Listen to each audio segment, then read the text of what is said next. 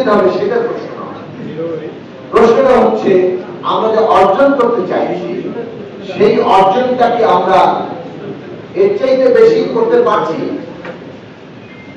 অনাস্থার জায়গা নিয়ে একটা প্রশ্ন যে অমুক দল যদি যায় সেই দল অনাস্থা, সেই দলের উপর আমাদের আস্থা নাই, তার হয়তো কিছু নাও করতে পারে। এই একটা অনাস্থার প্রশ্ন নিয়ে আমরা রাজনৈতিক যে কাজটা করছি, যদি বলা হতো যে যদি এখানে আমাদের অর্জন বেশি কিছু হয়ে যাবে, যেমন ধরুন আমি আরো ভেঙে বলি, বিএনপি যেসব বিষয়ে নোট অফ ডিসেন্ট দিয়েছে, এখন বিএনপি ক্ষমতায় গেলে কি ওই নোট অফ ডিসেন্টের অংশ বাস্তবায়ন করতে মানে সে উইথড্র করে নিতে বাধ্য না, কিন্তু জনগণের কাছে তার কোনো নৈতিক দায় নেই। সে বলেছে আমি কিন্তু নোট অফ ডিসেন্ট দিয়েছি, আপনি তো অনুমোদন করেন, আমাকে আবার বিজয়ী করেছেন, তার মধ্যে আমারটাই বিজয়ী করবেন।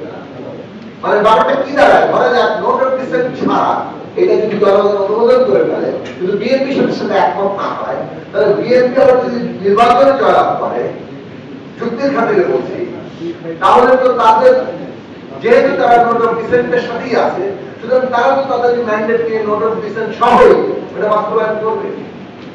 এই জায়গাগুলো আছে। এখন কেউ ভাবতে পারে যে এইটার মধ্যে যে আমরা রাজনৈতিক ভাবে আমাদের যে লক্ষ্য আমরা নিজেরা এগিয়ে যাওয়ার সেটা করব, এটা তো সাইন ডকুমেন্ট, এটা তো কেউ চাইলে বাতিল করে দিতে পারে।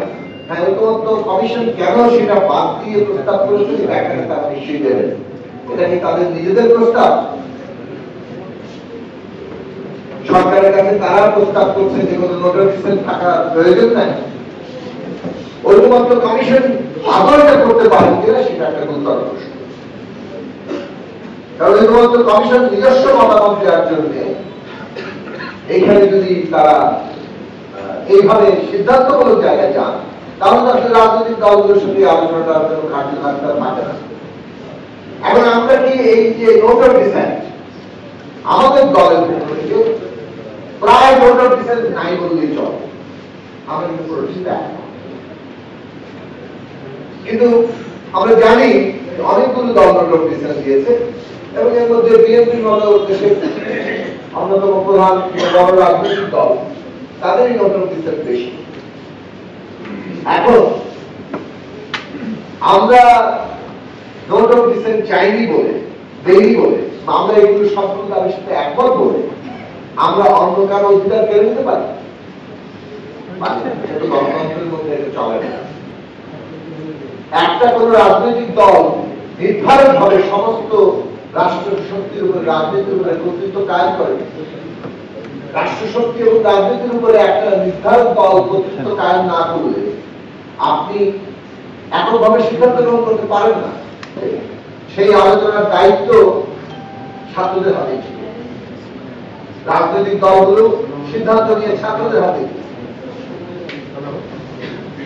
এবং তাদের দায়িত্ব ছিল সকলের সাথে কথা বলা। 5, 6, 7, 8 দিন কথা বলে কেন ওইভাবে একটি শপথ অনুষ্ঠান করে এই অন্তর্বর্তী সরকার গঠিত হবে, এটা তো তারা এবং তারা যাদের সাথে আলোচনা করেছে তাদের উপরই দায়টা বড় বার্তা। কিন্তু 5, 6, 7, 8 যা করা যেত তা চাইলেই কিন্তু 1 বছর পরে রিক্রিয়েট করা যায় না। এইটা আমাদের রাজনৈতিকভাবে উপলব্ধি করা দরকার এবং আমরা সেই ঠিক মতো উপলব্ধি করি, তাহলে আমাদের উচিত হবে আমরা যা সেটেল করেছি, যতটুকু ঐক্যমত্যে পৌঁছাতে পেরেছি, সেগুলি আনসেটেল না করা, ওগুলোকে আবারও কোনো অনিশ্চয়তা করতে না করা। জুলাই জাতীয় সনদ সেটেল ইস্যু এবং এটা গণভোটে যাবে, সেটাও সেটেল হয়েছে, সেইখানে এটা জনগণের অনুমোদন পাবে। কাজে আগামী সংসদের উপরে এর একটা বাস্তবতা তৈরি হবে যে জনগণ এটাকে সমর্থন